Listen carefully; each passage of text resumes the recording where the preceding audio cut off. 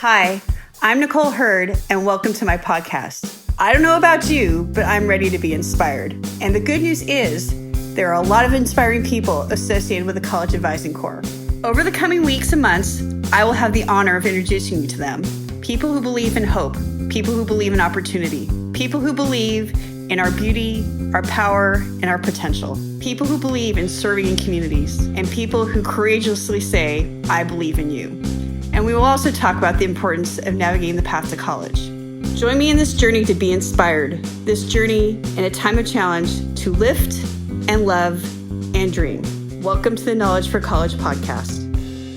Hello, everybody. Welcome back to the Knowledge for College podcast. I have a huge treat for you today. We're going to spend 2 episodes with 3 of my favorite people. So I'd love to introduce you to, first of all, Eric Waldo. Eric is from the Common App, but we go back to the Obama administration, and he did some amazing work with Mrs. Obama and Reach Higher, so we'll talk about that.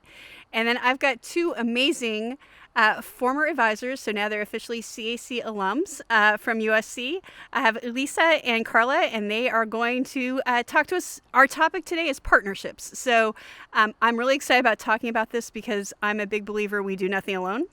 And for those of us that are feeling lonely because we're in a pandemic and we're Zooming instead of seeing each other, I think partnerships and friendships and love and light are more important than ever. So just to remind everybody what the kind of goal of our Knowledge for College podcast is. One is to really think about radiating that light and love to communities across the country, to students who are thinking about going to college, to advisors and others who, counselors, teachers, others who are caring for young people right now, to families, to anybody who cares about opportunity. We're trying to make sure that that hope and that love radiates. The second thing we're trying to do is amplify voices, and I cannot imagine 3 better voices to amplify than the ones you're going to see today. So grateful they were willing to join me. And the last is to give some practical advice. And so you're going to hear some things both about partnerships and then in our next episodes about personal statements that we hope can become actionable in your own lives. So again, thank you everybody for joining us, and thank you to the 3 amazing partners on this call, on this podcast. Let me start with Eric by embarrassing him first. So when I said I wanted to do an episode on partnerships, the first person that came into my mind was Eric. Eric, you want to tell everybody how we met and what you've been doing for the last few years? Sure. So, hey, everybody. Again, I'm as Nicole mentioned. First of all, Nicole, thank you. Congratulations on launching your podcast. I'm really excited to be on it. Nicole is actually one of my first guests on our podcast on Education Swamped. We're on hiatus right now. You're way ahead of me, on COVID-19. But again, I'm Eric Waldo. I sort of wear a couple of hats. I am the executive director for former First Lady Michelle Obama's Reach Higher initiative, which is now based at the Common Application, a 45-year-old nonprofit membership organization that helps about 1 million students a year apply to over 900 member colleges. But Nicole, you and I got to meet first back, I think, in really 2014 when I'd moved over to the White House to actually start Reach Higher with Mrs. Obama. And at that point, President Obama and Mrs. Obama had hosted a college opportunity summit in January of 2014, and we had gotten about 150 college presidents to make some commitments around what they were doing, and also some nonprofits. And we are working really hard to continue to build on that work. And College Advising Corps had made some commitments during that summit that President Obama had held, and we wanted to do even more together. And so I reached out to Nicole, and you were just so generous with your time and expertise about what you thought College Advising Corps could commit to, what you thought other foundations would commit to help lift up the president's goal that we get more young people, especially low-income students, first-generation students, students of color, into and through a post-secondary credential. Well, and so I'm going to steal a line from somebody who I think everybody would agree is a hero. Eric's one of my favorite people to get in good trouble with. So we to talk about Congressman Lewis for a second. And so, Eric, in your new role, when COVID hit and March struck, somebody who, like I said, likes to get in good trouble together, we had a conversation about what we might do together. So do you want to tell everybody about what we've been doing for the last couple of months? I would love to. So yeah, it's a great story. Again, a story born out of crisis, like so many opportunities. I think, COVID-19 hits, and suddenly we're all thinking, what are we going to do to better support students where they are? We know that all these students are at home, they're not at school. Even if they're remote, we're worried they're not getting to their counselors.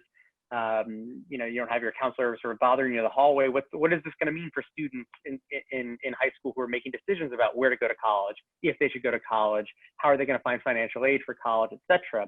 And so, Jenny Ricard, the CEO of Common App, called me and said, Eric, I know you guys are doing really interesting work over on the Reach Higher side of the house with one of your texting programs up next. Gosh, could we do something like that? Could we start texting students? And so I began calling people. And so first I called Drew Meliazzi from AdmitHub, and he said, Eric, we could help you text students with a chat bot, but that's not enough. We got to do more. That's just going to be, 24-hour support's great, but we need real life people. And I said, well, gosh, I could call Nicole Hurd. She's worked with us before on another texting project. Maybe she wants to help. So then Drew, Nicole, and I put our heads together. And now today, thanks to the generosity of the Capital One Foundation, we've been texting with 173,000 first generation and low income students who had graduated with the class of 2021. And all of them have been connected to an artificial intelligence chatbot. All of them have been connected and invited to speak to real life counselors, to participate in Instagram chats and Instagram webinars. And so now we sent over 20 million messages. Students responding, like the engagement rate is over 60%. So over 60% of students continue to engage with the chatbot today.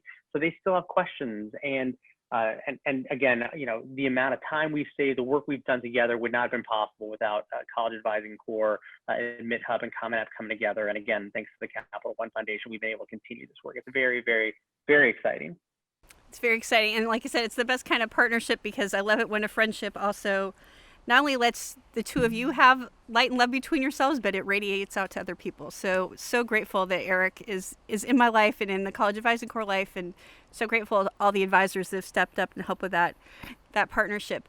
Want to pivot to Elisa and to Carla. Now, this is another example of a powerful partnership. I was talking to some program directors and said, does anybody have two absolutely fearless alumni that would be great on the podcast? And this was by far the most compelling, amazing group of amazing women that I've seen. So can you two tell us a little bit about when you were at the USC Corps, what high school you were at, why you did this, and then how you two became friends and what that friendship has meant in terms of impacting students and impacting each other?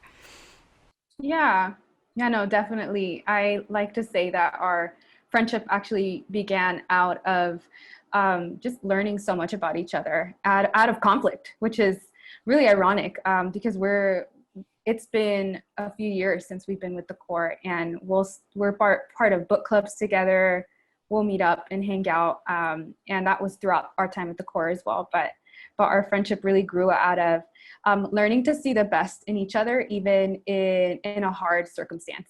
And that was something that we appreciated from being a part of the Corps, was just being given an opportunity as first generation graduates to have a great professional experience that has jump-started our careers.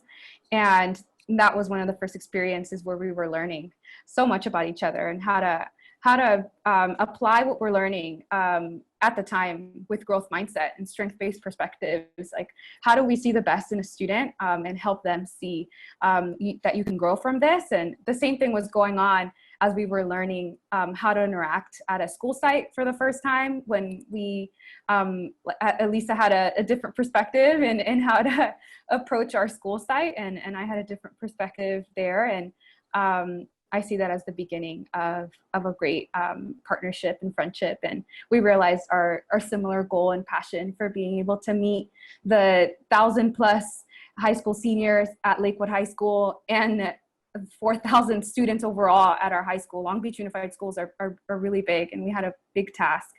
And if it weren't for the beginning of a conflict and seeing, we're actually for each other, and we're for our students succeeding and graduating and having great opportunities, that it began a really great relationship, and we got to do so much at Lakewood. So I love this story for so many reasons, right? I love it because I think sometimes we think if somebody's not like us, we can't be friends with them, right? Or partners with them. I think sometimes we think if you're not on my side, then you're not on my side, but actually you are on my side. We just are coming about this differently, right? And I think there's so many times, especially today, we live in such a divisive world in so many ways. And when you're united by a common goal, right? A common passion, a common mission, it becomes so incredibly powerful, right? I think about the advisors as, 800+ very different individuals, right?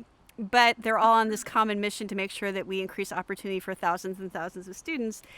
And what I love is that you were back to P words, right? So partnerships also mean patience, right? And partnerships also mean passion. There's lots of P words in this podcast today, but my point being that I do think there's times where, you know, we might make a snap judgment. We might think this is the way it is, and then whether we're working with a student or we're working with each other, the time it takes to really forge those alliances and those partnerships are really important skills I think we all have to cultivate. Eric, you've had to create partnerships all over the place. I think about our partnership, but I also think about, you know, like I said, the work you did in the administration or the work you're doing now.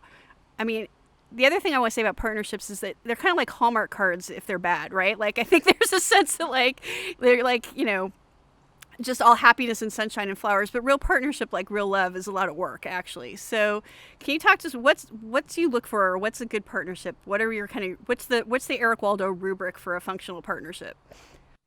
Yeah, it's so interesting, and I appreciate, at least in Carla, you sort of telling the story of your own, coming together and trying to find a way to have an honest conversation. Because I think actually what you're talking about as individual partners is actually, I would argue, no different than when you're two organizations coming together, right? Like, do you have a shared mission? Do you have the same goals, same values, and can you honestly talk about those things in ways that doesn't feel like you can put the mission ahead of whatever personal issues you may have? And if you're putting the mission first and the outcomes first, then there's pretty much nothing's going to get in your way. So to me, that is the key. It's like mission, goals, and then sort of a shared sense of values, and can we get the working together? And I'll be honest, and Nicole knows this. Most of 99% of the time, you're able to find that integrated partner who has your shared values, your shared mission, and that's going to be your North Star, and that's going to take you most of the way there. But sometimes your mission and outcome that you want to accomplish means you have to partner with people who maybe wouldn't be your ideal partner, who you wouldn't necessarily pick and say, gosh, I really, this is who I want to work with. But what helps center me at those moments is realizing the bigger term mission and vision. Like, the goal is more students going to college, more students, filling out the FAFSA, whatever it is your goal for that day. Students having a great signing day experience, students have a great virtual graduation experience, students getting more money for college, through a scholarship. When you put that on the pedestal of the goals, then it helps you get through, the personal challenges, sometimes the organizational culture challenges. So to me, I mean, when you want the perfect partner, it's aligned missions, vision, values. But even if some of those things are off, as long as you guys are all laser set on the same goals, you can still work through it. I think that's a great point, Eric. I mean, we all are also works in progress, right? There's no such thing as the perfect partnership. There's just high-performing partnerships, right? And if we start thinking perfection is the goal, we start tripping on ourselves pretty fast. So now you both have moved on. Lisa, you're still with us, which I'm so thrilled. You're still part of the leadership team at the core at USC. Carla, you're back at your alma mater doing some exciting work. How would you guys see your time with the core, or what would you say to advisors right now who are starting about how to do partnerships well, how to think back about what would you want to know now if you were starting to help students this school year, especially with COVID and all the virtual work? What would your advice be? Yeah, I would say that my experience, I work at Biola University. I'm an academic advisor. So I work for our student success and retention team. And I was able to see our work in helping students find access to college. And when I came to the institution that I work for, I saw, there's another set of challenges here of how do we help the same group of students now complete their degree? There's so much work that came into the access of having all the resources they needed to get in. And I think similarly, I work in finding partnerships all the time, in partnering with the departments that I work with to make sure that we're giving the students the right support, the right resources, if there's students with disabilities, if there's military affiliated students. So I'm working across departments on our campus, whether it's virtual and online, the way it's had to be in this season, or if it's been in person. I'm connecting with students. There's always students who have different needs. And I think my time at the core helped me realize how much my desire is to advocate for those students, whether they're first generation students, low income students, or have different needs that will require me partnering with the right department to get them what they need to be able to graduate. And that comes with their own unique sets of needs. But that's how it's impacted me in my work now. Lisa? Yeah, for me, now that I've transitioned into the coordinator position with the USC College Advising Corps, it's sustaining relationships, especially ones that I've developed with folks at various institutions. So that way they can come back and train my advisors. So that way the advisors have the resources that they need and the information that they need so that it can, again, trickle down to their students and so that the students have that right information. And so for me, I've kind of transitioned to the developing and sustaining relationships with people that I've met while my time as an advisor. And so specifically for asking for them to come and train the advisors and making sure that I follow up with them and be available to them if they ever need me to come in and share information or, be on a panel for them and speak about advising our advisors and working for our students. But I mean, ultimately at the end, what I tell my advisors, it's really communication. Communication is key, and developing and maintaining relationships is going to make a good partnership. And I think that's really important. Well, we're already out of time. This always happens. These podcasts go so fast. But I will say this. When I reached out to all of you, first of all, it's the sign of a good partnership. You all said yes, because you do believe in each other and you do believe in this mission and you believe in this cause. But like I said, I really did want to do this because I think a lot of us are feeling alone right now, right? I do think the Zoom thing is real, the isolation is real. And I know for those students that are starting to fill out applications or those advisors that are starting to do their work, or like I said, any caring adult that's thinking about how to support a student right now, we need to know we're not doing this alone, right? That we have each other.